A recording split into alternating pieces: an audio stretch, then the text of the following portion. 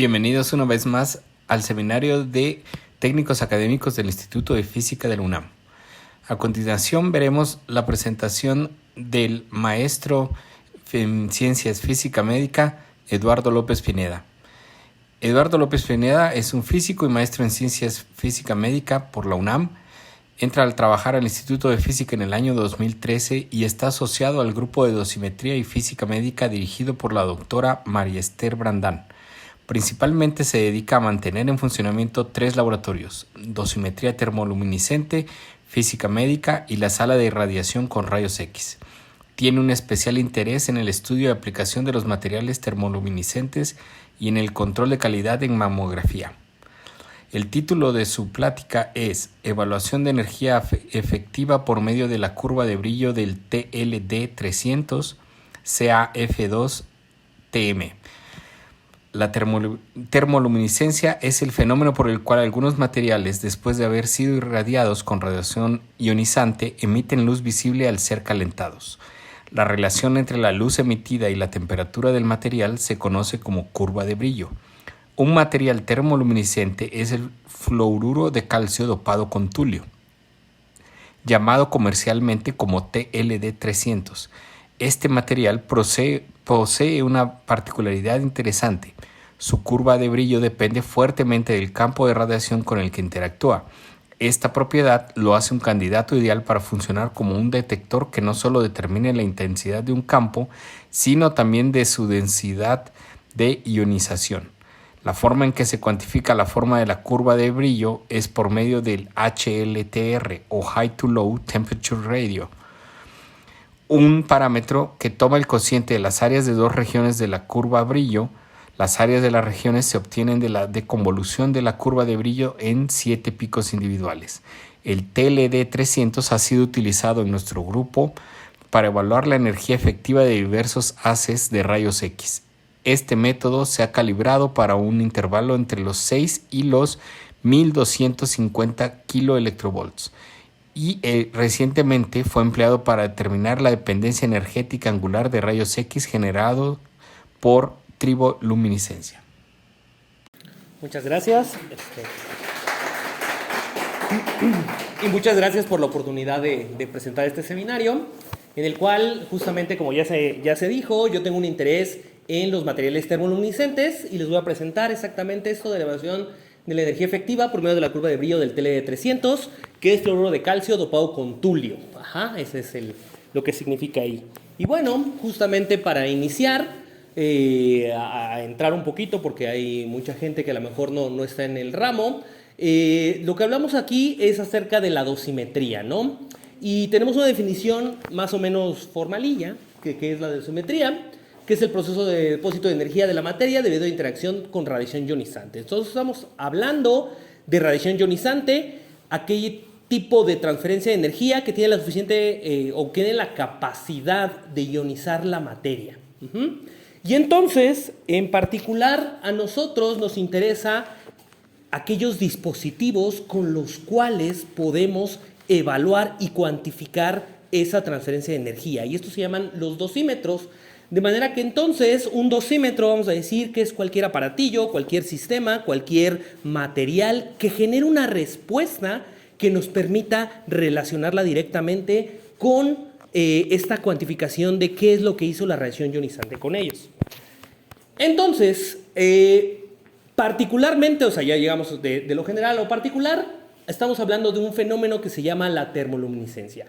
¿Y qué es la termoluminiscencia? Pues a grandes rasgos vamos a decir que hay ciertos materiales en la naturaleza que después de haber recibido radiación ionizante y son calentados, estos emiten luz visible. Entonces es esto, la pequeña animacioncita chafa, en la cual nosotros tenemos un material, recibe radiación y después un proceso de calentamiento hace que esta cosa brille.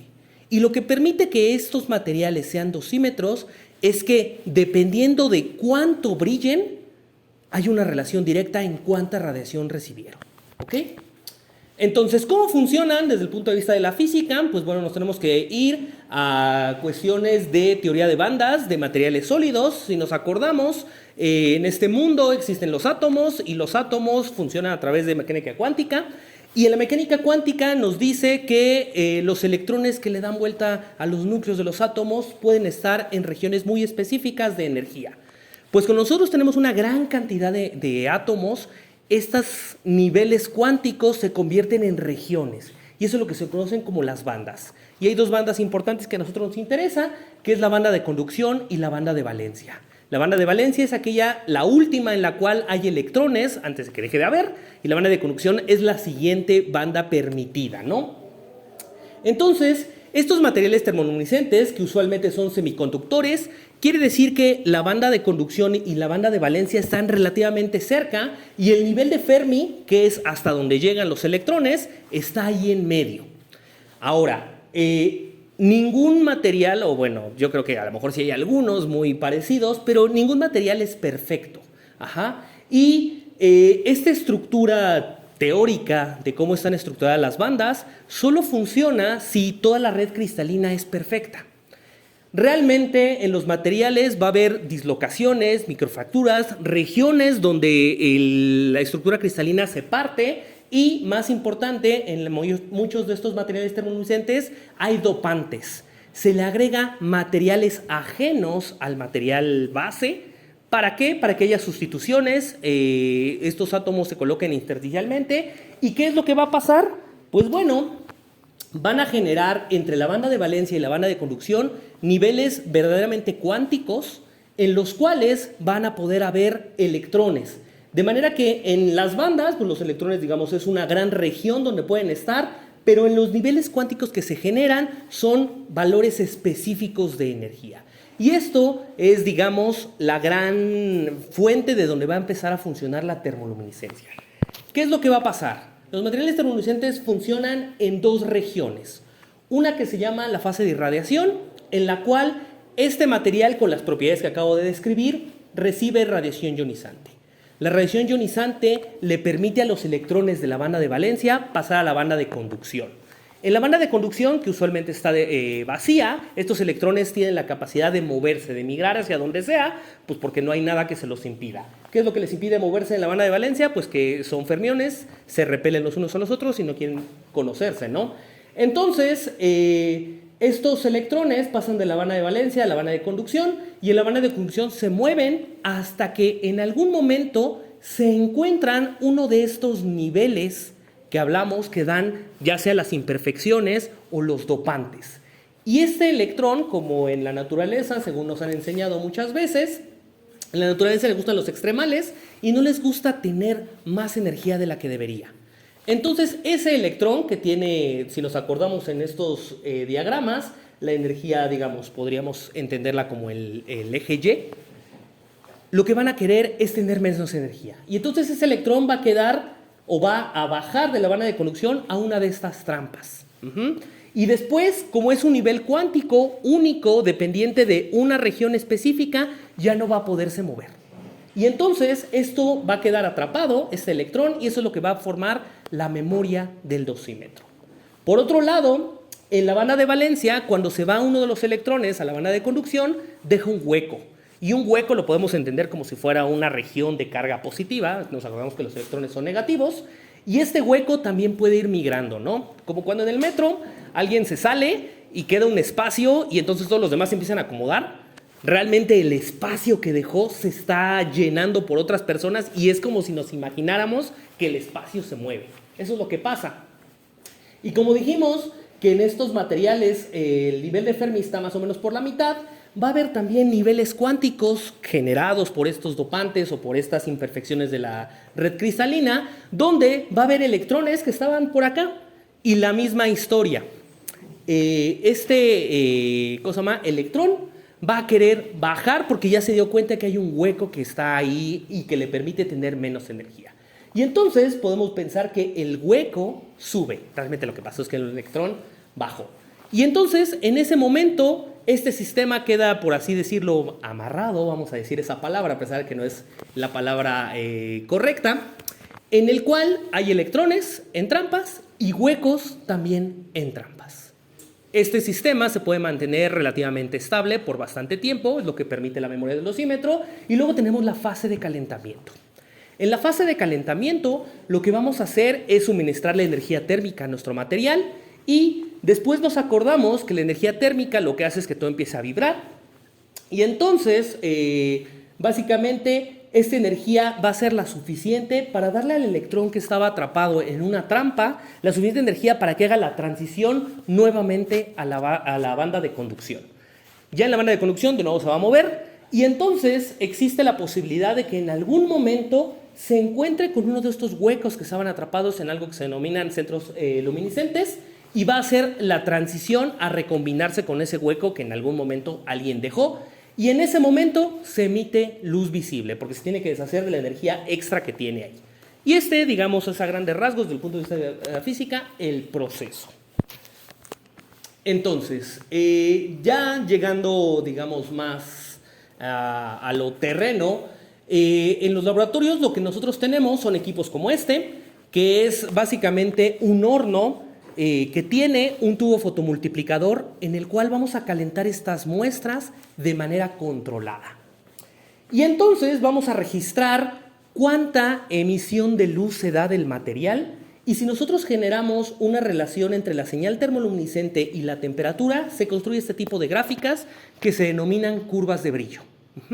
Entonces, este es el tipo de información con las cuales nosotros trabajamos y a las que nos gusta hacerle cositas interesantes.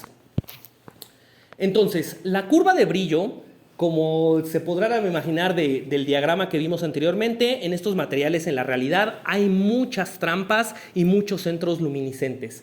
De manera que una curva de brillo en la realidad o de un material no es una situación de una sola trampa, ¿no? Hay muchos componentes, de manera que una curva de brillo es la convolución de muchos centros y de muchas poblaciones que provienen de diversas trampas.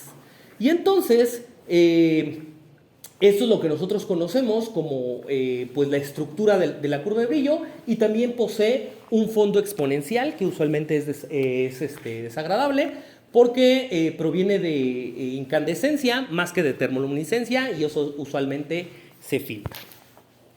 Entonces, ¿de qué depende estas curvas de brillo de estos materiales? Pues bueno, primero que nada, del material en sí.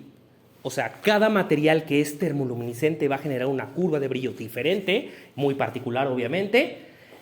Va a depender de un tratamiento previo. Para yo poder utilizar estos materiales necesito darles un tratamiento, por ejemplo, térmico.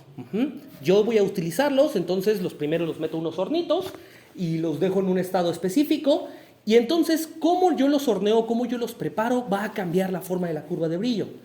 Va a depender de cómo los leo, qué tan rápido o lento los caliento, hasta qué temperatura, en qué momento, ¿no?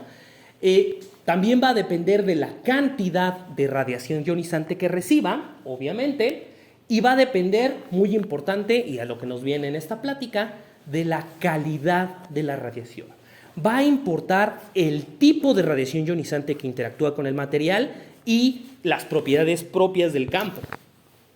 Entonces, aquí les presento a la estrella de este show, que es el TLD300, ese es su nombre comercial, estos dosímetros se pueden comprar, y es, bueno, actualmente ya no, es una de las tristezas, pero es fluoruro de calcio dopado con tulio. Entonces ya dijimos que este es un material específico y tiene una propiedad que desde los años 80 ya se exploraba y ya se conocía, y es que podemos ver que esta es la forma, son diversas curvas de brillo las que están aquí encimadas, y nos podemos dar cuenta que dependiendo del tipo de radiación que incide en ellos, su forma va cambiando. Y aquí lo que se tiene es un trabajo, de hecho, hecho por la doctora Gerda Masillón, en la cual se irradiaron muchos iones con diversa capacidad de ionización. Y podemos darnos cuenta que la curva de brillo responde fuertemente a la transferencia lineal de energía de estos iones.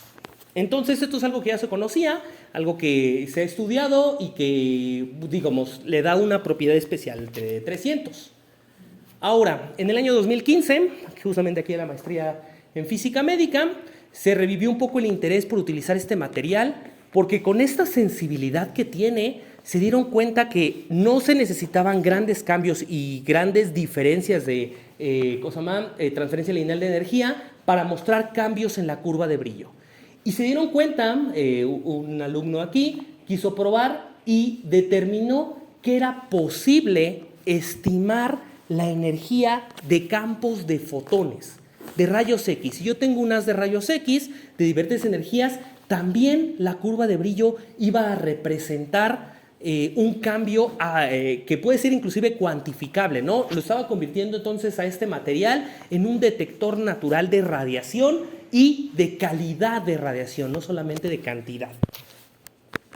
Entonces, ¿cómo se hace la cuantificación de este tipo de análisis? Pues bueno, a través de un proceso que es la deconvolución. Ya dijimos que las curvas de brillo estaban formadas por todas estas poblaciones de diversas trampas en los materiales y mi experimento me da los puntitos negros. Pero yo lo que necesito es reconstruir la historia de cómo está formado. Y esta es una historia bien compleja y que está inclusive todavía como física abierta porque no hay un modelo específico que nos diga cómo va a estar constituida esta curva de brillo. Pero en general nosotros lo que hacemos es generamos modelos que se parezcan más que nada por ajustes, en lo cual nos permite hacer una separación que podemos decir que es correcta, a pesar de que no tengamos una base súper firme de la física subyacente, ¿no? Entonces, cada uno de los picos termoluminiscentes tiene esta expresión que se ve bastante compleja, pero que básicamente responde a dos fenómenos que están surgiendo. Primero, que la probabilidad en que un electrón pase de una de estas trampas a la banda de conducción depende de la temperatura. Mientras más temperatura le estoy dando más energía al material, entonces es más fácil que se libere. Y estamos hablando de una probabilidad porque estamos hablando de cuántica, y acuérdense que la cuántica, nada de que hay valores perfectos, sino que siempre hay una probabilidad de que atraviese la barrera a través de efecto túnel, entonces se empiezan a vaciar las trampas. Y hay otro efecto, que es el hecho de que pues, la cantidad de trampas y de electrones atrapados es finita. Entonces, en algún momento, mientras más alta es la temperatura, la probabilidad de escape se eleva y en algún momento se acaban los posibles electrones que se liberan y entonces tiene que caer. Por eso se hacen picos. Y a pesar de que esa ecuación se ve súper horrible, realmente son tres parámetros lo que controla cómo se ve un pico termoluminiscente. Una es su intensidad, qué tan alto está el piquito. Una, la energía, o más bien la temperatura a la cual se encuentra el máximo de este pico termoluminiscente, y algo que se conoce como la energía de activación, que básicamente nos habla sobre qué tan ancho va a ser este pico. Entonces, con todo esto, la deconvolución se trata de generar modelos en los cuales damos ciertos valores iniciales a estos parámetros de cada uno de los picos y damos constricciones a ellos para hacer el mejor ajuste. Después, en el caso particular del TLD300, como no sé si recuerdan, alguna de las gráficas nos mostraba que la curva iba cambiando y lo que se podía ver a ojo era que la relación entre las dos regiones, entre esas dos montañas, iba cambiando en función de la energía. Entonces se desarrolló esto que se denomina High to Low Temperature Ratio, o sea, la relación entre la alta temperatura y la baja temperatura, que la podemos evaluar como una cociente de áreas entre los picos 5, 6 y 7, que son estos rojitos de esta curva, y el 3 y el 3A, que son los dos azules que están de ese lado. Y de esta manera yo voy a poder cuantificar el área que genera estas regiones, y haciendo este cociente es la magnitud o el valor que voy a correlacionar con la energía de los haces. Ajá. Así es como ha estado funcionando Y ahora, nada más como paréntesis, recordar que un haz de rayos X, pues básicamente, ¿qué significa caracterizar un haz de rayos X? Es que si nos recordamos, ¿qué es lo que... ¿Cómo se llama? ¿Qué es lo que caracteriza un espectro de rayos X? Pues bueno, está hecho por el ánodo del material con el cual se forma, el voltaje al cual se está generando este espectro de rayos X y el filtro que se le da. Pero usualmente todo esto es relativamente complejo para ver y hay muchos espectros. A nosotros nos gustaría, a los humanos siempre nos gusta tener las cosas relativamente simples, y por eso se estableció dos parámetros, uno que es la capa hemirreductora, que es la cantidad de material que se requiere para reducir la intensidad de un haz a la mitad de su intensidad original. Y otro concepto muy relacionado, que es la energía efectiva, que es lo que le da el título a esta plática también, que la energía efectiva se define como la energía que tendría un haz monoenergético que tuviera la misma capa reductora que un haz polienergético, como el que genera un tubo de rayos X. Ajá. Entonces, esa energía efectiva es la que vamos a relacionar con el HLTR para poder generar una calibración. Y entonces pasamos ya directamente a los resultados, en lo cual, como les decía, en el año 2015, en una tesis de maestría, se determinó que era posible, porque era algo que no se había determinado y que algo que, por así decirlo, no estaba muy bien establecido, que los cambios en la energía de los fotones pudieran causar cambios apreciables y cuantificables en la curva de brillo del TLE-300. Pero, ahí está la referencia, se logró obtener una curva de este tipo, en lo cual podemos ver que hay una tendencia que se mantiene a lo largo de los intervalos de energía, donde mientras más baja sea la energía de los fotones, el cambio en HLTR es más intenso. ¿Y por qué está pasando esto? Pues bueno, si nos acordamos un poquito de la interacción de los fotones con la materia, lo que hacen los fotones es que liberamos radiación secundaria. Básicamente lo que hacen los fotones es interactuar con los átomos y liberan electrones usualmente. Y la energía de estos electrones que se van a liberar es completamente proporcional a la energía de los fotones que los liberaron, y mientras más baja sea la energía de los electrones que estén interactuando con la materia, su LED va a ser más alta. Porque si nos acordamos de las curvas de los picos de Bragg, una partícula cargada que se está moviendo a través de la materia va a generar una más alta ionización al final de su trayectoria. Entonces, mientras menos energía, estamos más cerca del final de la trayectoria de un electrón, simplemente por el hecho de que no tienen mucha energía para moverse. Este resultado se expandió en el año 2016, creo, algo así, fue otra tesis, en el cual se empezó a ver y un uso práctico. O sea, primero se probó que era posible hacer estas evaluaciones, y luego se expandió esta calibración. Este fue un trabajo, otra tesis de maestría, en el cual se amplió el intervalo de calibración para energías mucho más altas de los fotones, y se aplicó a un problema que podemos decir muy, no trivial, sino muy útil, que es que en la radiología muchas veces el uso de rayos X es algo a lo cual no hay mucho que decir en cuestión de seguridad, ¿no? O sea, sabemos que los rayos X tienen la capacidad de ionizar, pero usualmente cuando se toma una placa no se nos hablan muy grandes los riesgos porque la cantidad de radiación es muy pequeña. Pero particularmente esto es un problema en algunos lugares, como por ejemplo en la radiología pediátrica. Y entonces, por ahí se hizo un contacto en el Hospital Federico Gómez, el hospital infantil, en el cual se dieron cuenta que querían saber qué es lo que estaba pasando con la dosimetría de los pacientes, porque a veces, por puro protocolo, cuando entra una guardia de médicos, se pedían radiografías de los del recién nacido o de los niños que estaban internados. Y entonces, la gran duda era ¿qué estaba pasando? Y entonces, para poder hacer una correcta evaluación de la dosimetría de un paciente, también es muy importante conocer la calidad y la energía de los rayos X que se están aplicando, porque a pesar de que sean a veces los mismos aparatos o lo que sea, no es lo mismo atravesar solamente una manita, o atravesar la cabeza, o atravesar el tórax. Va cambiando. Y entonces se usan protocolos diferentes, y con esto se podía resolver esto, porque era un dosímetro que nos permite saber la calidad y la cantidad. Hubo un tercer trabajo, esto ya mucho más reciente, creo que esto es 2020, o 2019, en el cual otro de los grandes problemas que pudo resolver el TLE-300 era que en cuestiones de radioterapia, cuando se utilizan aceleradores de fotones para tratar cuestiones como el cáncer, por ejemplo, uno sabe muy bien qué es lo que está saliendo por el haz primario, lo que llega al paciente. Pero como cualquier aparato, usualmente hay otras vías que es la dispersión, ¿no?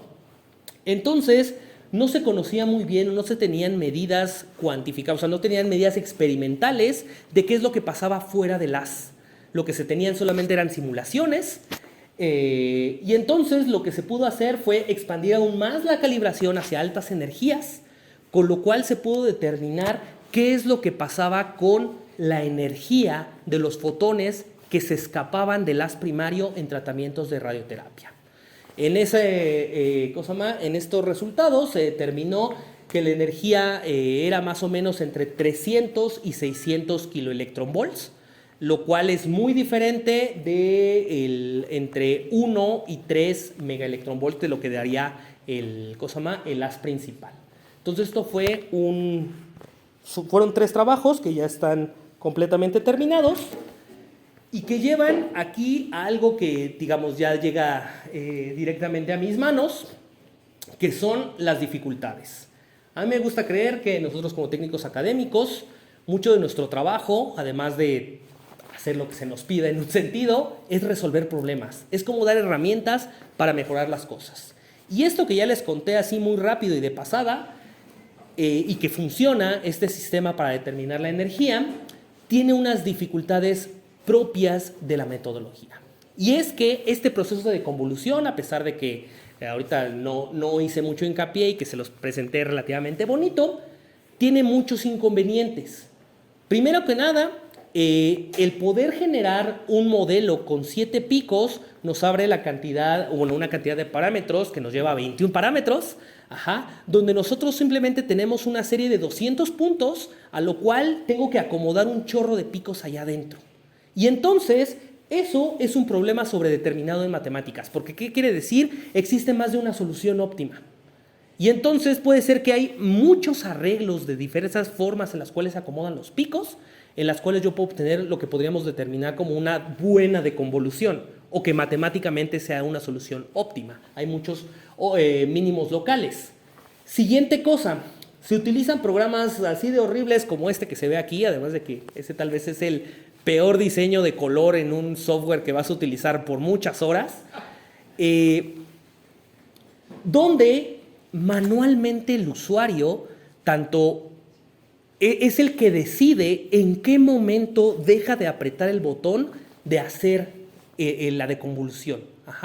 Entonces, esto hacía que en todos estos trabajos, estas 3 tesis que les presenté, cada usuario tenía que tener toda una curva de aprendizaje bastante lenta y, desgraciadamente, los resultados no eran equiparables. Eran usuario dependientes, porque cada uno tiene su momento en el cual dice, ya me gustó. Y lo siguiente, era un proceso que consume muchísimo tiempo. Una deconvolución así, y hablando con ellos, haciendo el censo de más o menos cuánto se tarda hacer una buena deconvolución y ya con su curva de aprendizaje pasada y lo que sea, estamos hablando de que era un proceso entre 5 y 20 minutos para obtener los resultados de un solo dosímetro. Entonces, justamente en este momento, digamos, el proyecto llegó a mis manos y una de las primeras cosas que se tuvo que hacer es justamente buscar una solución en la cual, esta es una tesis de licenciatura que ahorita está ya básicamente terminada, en la cual lo que nosotros hicimos fue que tenemos que olvidarnos de que sea dependiente del usuario. Yo sé que, a pesar de que es un problema matemático sobredeterminado, nosotros debemos de poder generar reglas muy específicas que permitan generar una buena deconvolución sin depender del criterio visual del usuario. Y entonces, esta fue una de las cosas que se hizo y se empleó, pues crear nosotros nuestros propios softwares para que nos olvidáramos de ese tipo de cosas. Ok. Y adicionalmente, no sé por qué, no, spoilers. Ok, ahora sí. Y entonces, en ese momento nos llegó el cuarto uso importante de los dosímetros termoluminiscentes que hemos tenido y que pues ni modo me tocó a mí hacerlo, ¿no? Y entonces esta es una colaboración que tuvimos con el doctor Juan Valentín Escobar, en el cual existe un fenómeno que no sé si conozcan, que sonó muchísimo por ahí del 2010 o algo así, fue mucha novedad, en el cual es que si alguna vez ustedes han entrado en sus cobijas en la noche con toda la luz apagada y han movido, se ven chispazos, y también sucede eso si hacen con un Durex y lo abren así rápidamente. Entonces, estos se llaman, este fenómeno se llama triboluminiscencia, en la cual cuando un material sólido es rápidamente separado, se crean campos eléctricos lo suficientemente fuertes como para ionizar la materia y generar aceleración de electrones que hace que pues, se vuelva radiación ionizante. Y más o menos ya se tenía una idea desde 1950, pero fue más o menos en el 2008 donde ya se tuvo una técnica muy específica en la cual desenrollar una cinta adhesiva, básicamente un Durex, en una cámara de vacío, se volvía una fuente de rayos X. Y son rayos X de triboluminiscencia. Y entonces, este trabajo nos pidió ayuda el doctor Escobar. ¿Por qué? Porque resulta que esta generación o esta forma de generación de rayos X tiene un inconveniente técnico. Y es que la emisión de rayos X no es, por así decirlo, lenta. Son pulsos ultra rápidos. Estamos hablando de pulsos entre 1 y 2 nanosegundos. Y entonces los sistemas convencionales de detección o de generación de espectros de rayos X, como los detectores de centelleo o detectores de estado sólido, tienen un problema de resolución temporal. Y entonces se generan fenómenos de apilamiento y problemas que hacen que no sea fácil limpiar esas señales para analizar los espectros. Pero entonces nuestro material, como depende de una propiedad física, no necesita tener ese tipo de cosas y los podemos meter directamente a la cámara de vacío y hacer las evaluaciones, ¿no? Entonces llegó a mis manos hacer 4 cosas en general, que es ampliar la calibración en energías bajas, porque a pesar de que justamente la idea era saber qué es lo que se estaba emitiendo en uno de estos fuentes de rayos X por triboluminiscencia, ya se conocía y se tenían modelos sobre qué es lo que se esperaba. Y eran energías relativamente bajas, por debajo de los 10 kiloelectronvolts, y las calibraciones que teníamos no nos servían, obviamente, estábamos todavía por encima.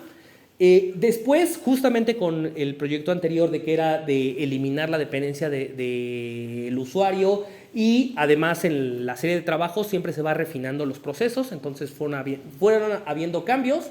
Y como mencioné en una de las primeras diapositivas, la curva de brillo dependía casi de todo, ¿no? Entonces se tuvo que hacer una unificación de una calibración general, evaluar los rayos X, y eso fue lo que tuve que hacer.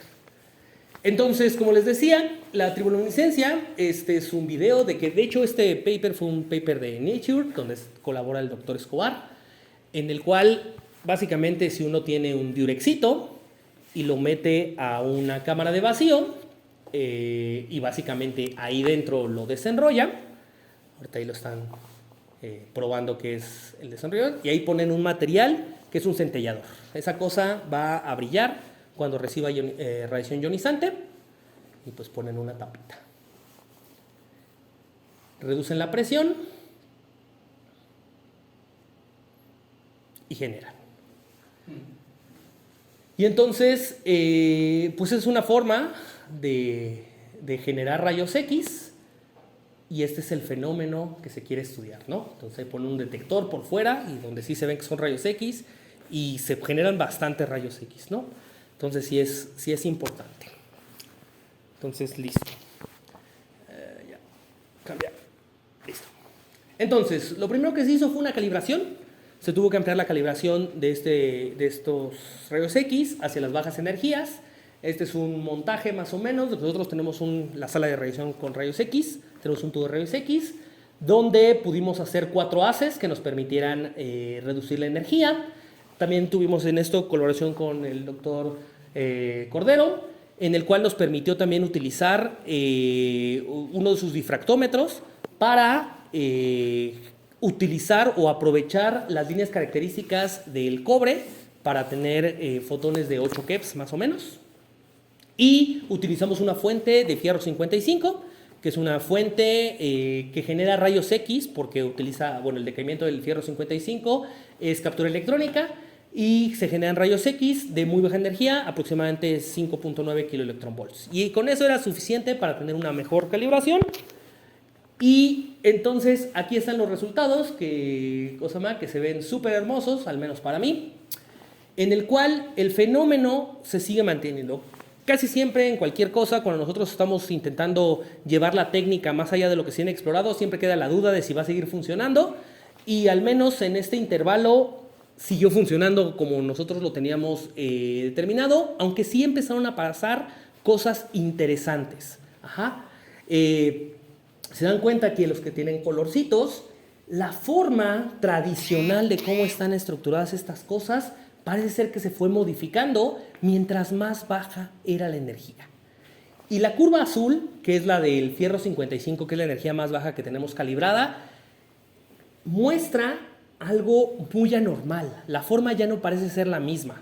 Ahora, esto no rompió el método o la metodología, porque en este proceso de deconvolución, si lo recuerdan, eran ciertas regiones de la curva de brillo las que entraban al cociente. Y dio la casualidad y nos ayudó de que este pico, que era el que se estaba sobreexcitando, no entraba en la curva, en el método, entonces todo funcionó todavía.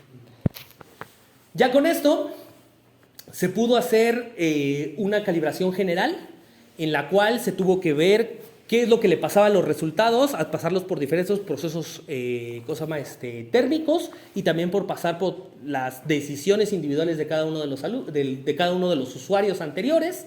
Y bueno, los puntitos naranjitas son los que me tocó calibrar a mí, que lo llevó a mucha más baja energía, y todo lo demás es lo que ya se tenía anteriormente, ¿no? Obviamente esta no es una curva súper hermosa y súper monotónica, y hay muchas cosas que están en ruido, y muchas veces se dan cuenta que a pesar de que hay puntos que evaluaron lo mismo, no se tiene coincidencia, pero son cuestiones de lo que les decía, ¿no? De que el método era dependiente del usuario, ¿no?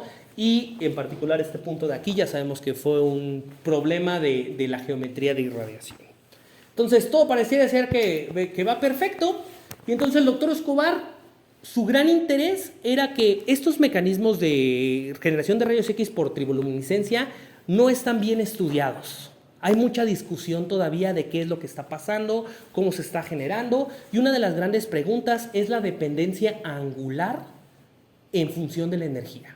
Si depende de hacia dónde se generan los rayos X, su energía. Y hay autores que decían que sí, autores que no, y él tenía la teoría y algunas investigaciones de que era isotrópico. Y entonces este es el arreglo experimental que se montó acá abajo, en donde cual se tenía una diadema de aluminio en la cual se tienen nichos, y entonces en cada uno de esos nichos se coloca uno de estos dosímetros para evaluar. Entonces esto parecía ser ir en viento en popa, y entonces la física experimental atacó. Resulta que cuando empezamos a hacer estos trabajos, la curva que estábamos obteniendo, todo lo que nosotros ya habíamos construido a lo largo de muchos años, dejó de tener sentido. Esto es lo que se veía a usar varios rollos. Se hicieron muchísimos experimentos para intentar entender qué es lo que estaba pasando. Y esto es una de las cosas que nos frustró muchísimo, pero pues ni modo, así es la física a veces. Entonces aquí se tienen diversas configuraciones en cuántas vueltas al rollito se le daban para generar espectros y los diversos dosímetros que estaban en la diadema. Y como se darán cuenta, no hay ni las mismas formas que habíamos tenido anteriormente, ni pues no pareciera ser que vienen de lo mismo, ¿no? Este inclusive ya fue uno de los momentos en los cuales quisimos ya tirar la toalla. ¿Por qué? Porque este es exactamente el mismo experimento, solamente se repitió. Reproducibilidad de lo que estábamos midiendo.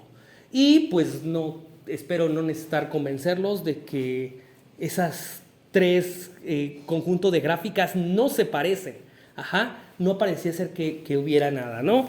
Entonces, no les quiero hacer el cuento ya más largo porque creo que ya estoy sobre tiempo.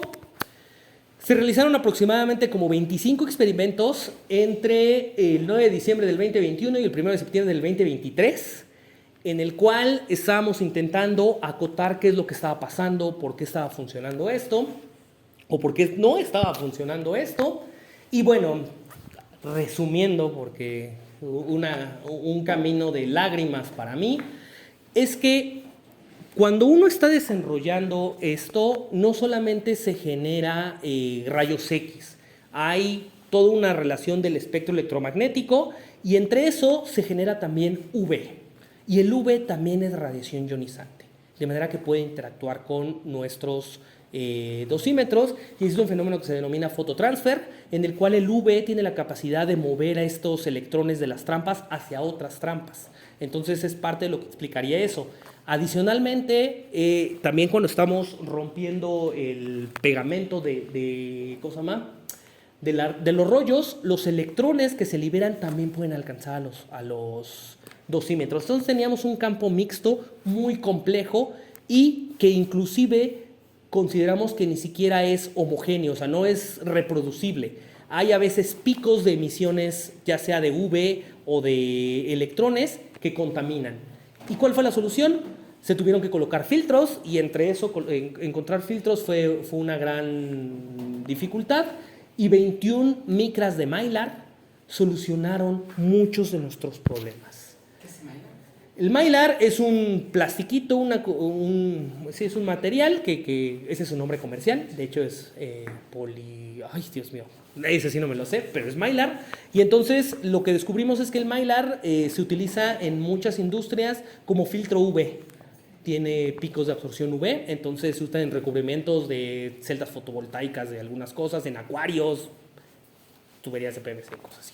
Y entonces nos permitió eliminar nuestros problemas dentro de la cabina de experimentos y después de casi 2 años de que nos pidió ayuda el doctor Escobar, logramos entregarle esta curva, en la cual lo importante y lo rescatable es que al menos de manera ya experimental, con este sistema al menos determinamos que no hay dependencia angular en función de la energía.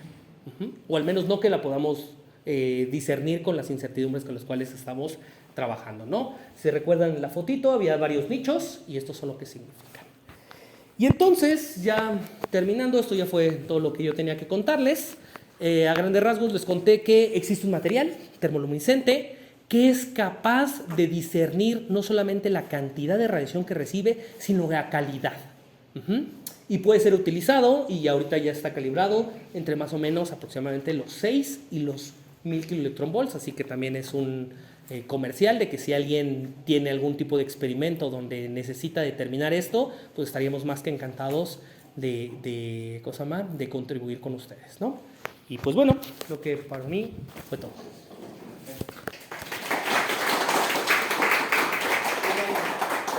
¿Algunas preguntas? Luis. Según entendí, cuando se despegan es cuando ocurre el efecto. Exactamente.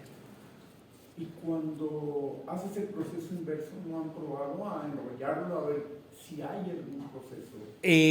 Ahí yo tengo que decir que, por desgracia, yo lo que hago es la dosimetría. A lo mejor el doctor Escobar es el que podría resolver, pero lo que pasa es que no necesariamente solamente es despegar. Hay muchos procesos. Cualquier proceso donde algo pase. Y, por ejemplo, la fricción es uno de ellos y hay sistemas donde son 2 rodillos que están en contacto y están girando uno sobre el otro.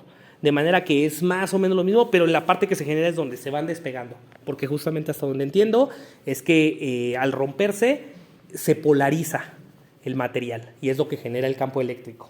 Entonces, al revés, sí, no me imagino qué podría ser.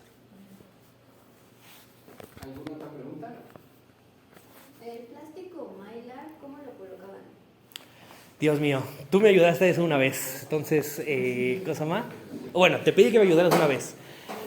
Uno de los grandes retos a veces también como técnico es el desarrollo experimental no es simple, porque lo que nosotros teníamos, ahorita lo dije muy sencillo, 21 micras de Mylar, pero lo que nosotros teníamos eran hojas de 3 micras de Mylar.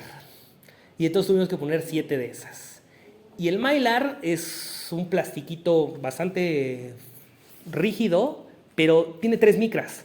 Entonces se carga fácilmente eléctricamente, entonces se pegaba todo, o sea, entonces desarrollamos un sistema en el cual 2 hojas de papel lo ensanduichaban y era lo que nos permitía con tijerita ir cortándolo y teníamos una estructura y después tuvimos todavía otro como libro que iba encerrando y capa por capa con cinta doble cara lo íbamos pegando para después montarlo sobre la diadema, o sea, cositas de esas, bien complicado. Sí, otra pregunta. Y cuando ya ponían el Mylar, las curvas de brillo ya salían como las características que ustedes... Sí, y por cuestión de tiempo ya no lo puse, pero tal vez no lo dije, pero esta es una de ellas. Ajá. Entonces sí, la limpiabas completamente y a pesar de que sí había una sobreexcitación no normal, es suficiente. Uh-huh. ¿Alguien más tiene alguna otra pregunta? En tu última gráfica, ¿podrías hacer Déjame 2 segundos. Veo los puntos rojos, pero también... Exactamente. No quisiera indagar en eso, pero lo que estamos mostrando realmente dos conjuntos de puntos. Uno de ellos es el más importante, que es la energía, la gran magnitud que nos interesa evaluar, que son los rojos.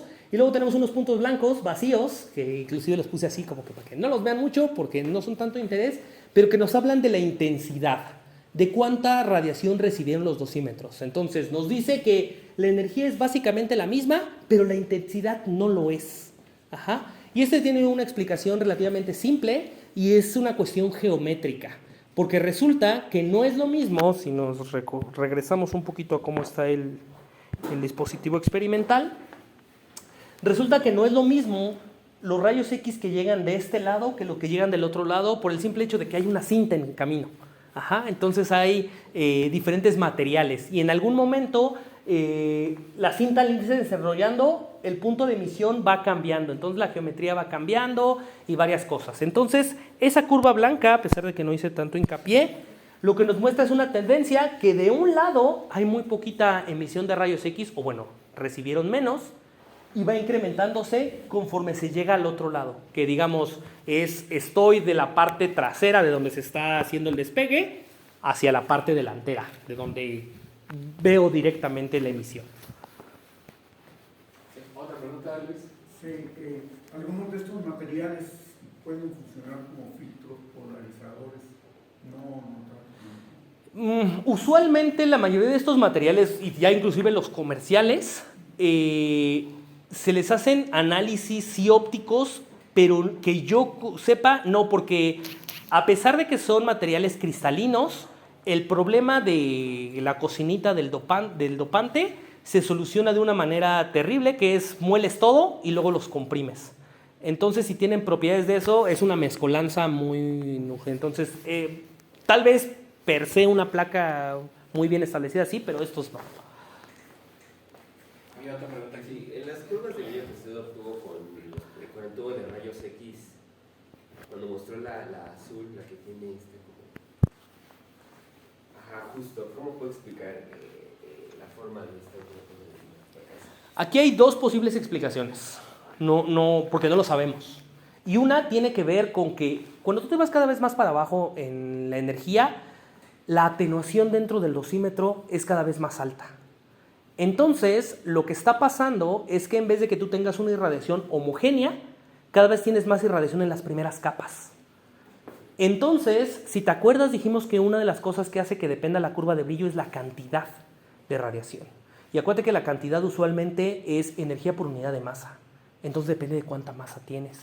Y entonces lo que podría estar pasando en esta parte es que sí, en general estás integrando una señal grande y lo que pasa, pero lo que está brillando es las primeras capas del dosímetro, que están recibiendo una dosis mucho más alta. Y la otra es que existan procesos que no conocemos que con energía de muy alto LED exciten a diferente energía, o más bien de diferente manera las diferentes trampas. pero no lo podemos comprobar. O sea, esas son nuestras teorías. ¿Alguna otra pregunta? Allá. Sí, entonces, vieron, tú lo mencionaste en algún momento, pero ¿pudieron discernir alguna contaminación con electrones? Con electrones, esa fue una de las últimas cosas que nos surgió, porque justamente este trabajo se fue a presentar hace muy poquito a PISA, a una conferencia de dosimetría, y ahí hicieron esa pregunta de que cómo aseguraban que no eran los electrones. Y nunca se nos había pasado, pero entonces lo que se hizo fue el cálculo del alcance de los electrones en 21 micras de Mylar, y creo que el alcance era como 19 micras. Y dijimos, uff, entonces justamente, ¿no? O sea, sí, o sea, no lo pensamos así, o sea, no lo pensamos a priori, pero salió. Y justamente supongo que porque hicimos muchos experimentos y en esos experimentos poníamos diferentes cantidades de Mylar, ¿no? O sea, al principio pensamos que con 3 micras era suficiente, pero dijimos que no, y luego le pusimos más y 15 y así fuimos avanzando hasta que nos quedamos en 21. ¿Alguna otra pregunta? Sí, problemas de aire entre las... Ah, sí, o sea, a pesar de que me gusta creer que nuestro sistema de filtrado estaba muy bien, es súper difícil trabajar con el Mylar. No puedo asegurar que no hubiera, o sea, no puedo decir que es completamente homogéneo y perfecto.